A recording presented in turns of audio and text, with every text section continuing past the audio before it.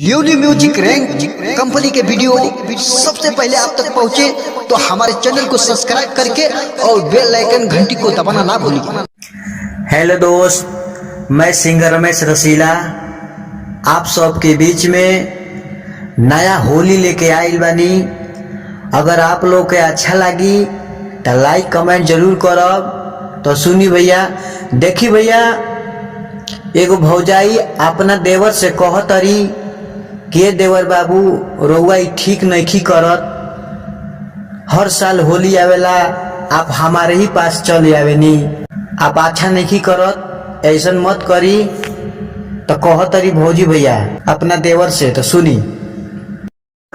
रंग लाला का पियर कलिया वेला देवर हो ठीक नहीं करेला, देवर हो ठीक नहीं करेला, कबो ऊपर डालेला कबो नीचे डालेला, साड़ी साया हमरो भिजावेला, साड़ी साया हमरो भिजावेला। अब सुनी भैया, वो ऊपरो डालता नीचो डालता, लेकिन कह नहीं के सकत, काहे नहीं के कह सकत उस शर्म के मारे। तो सुनी अंतरा भैया, हाथ लगा के रंग तर ठीक नहीं खे, दाब तर कसके का दुखा हाथ नहीं खे। ये तो बुरा बात बा के ना भैया। अब तू रंग खेले जात रह केहू के मेहरारू के संगे, तो तू ओकरा के हाथे जो ही मन करे तो ही लगा दो।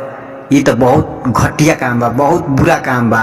अरे रंग खेले जाता रहा, बढ़िया से खेला, उनको बैठा कर रंग बाल्टी में घोर के डाल दो, प्रेम से होली खेला, प्रेम से होली खेला जाला, प्रेम से लगावल जाला।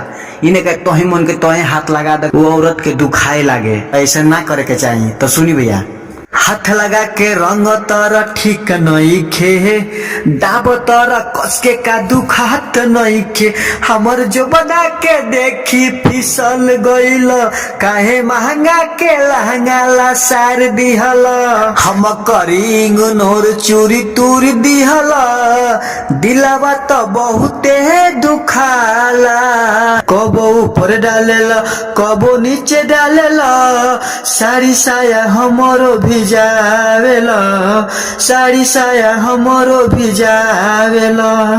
कैसा लगा भाई फर्स्ट अंतरा? तो लीजिए सेकंड अंतरा सुनिए। राम बाबू राइटर सुन ठीक नहीं खे, डाल तारा रंग तू भतार नहीं खे।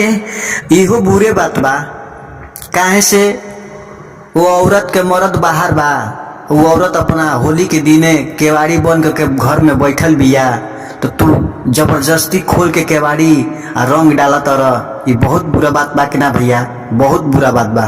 ओको मने नहीं खे होली खेले के, तू जबरदस्ती होली खेलबा तो अच्छा ना लगी ओकरा के, प्रेम से खेला ओकरा से। तो सुनी भैया, राम बाबू राइटर सुन ठीक नहीं खे, डाल तर रंग तू भतार नहीं खे, काहे रमेश रसीला हो तू तंग करेला, लेके धूरा गोबर हो तू झोंक देवेला, बात मानेला ना अंग दो देवारवा, हमारा तो डर बड़ी लागेला, कबो ऊपर डालेला कबो नीचे डालेला, साड़ी साया हमरो भिजावेला, साया साड़ी हमरो भिजावेला, रंग लाला का पियर कलिया वेला देवर हो ठीक नहीं करेला, देवर हो ठीक नहीं करेला, कबो ऊपर डालेला कबो नीचे डालेला, साड़ी साया हमरो भिजावेला, साड़ी साया हमरो भिजावेला। कैसा लगा मेरे भाई दोस्त? अगर आप लोग को ये होली अच्छा लगा हुआ है तो लाइक कमेंट जरूर कीजिए, और हमारे ल्योली म्यूजिक रैंक चैनल को सब्सक्राइब करके और बेल घंटी को दबाना ना भूलिए भाई। जय हिंद, जय भारत।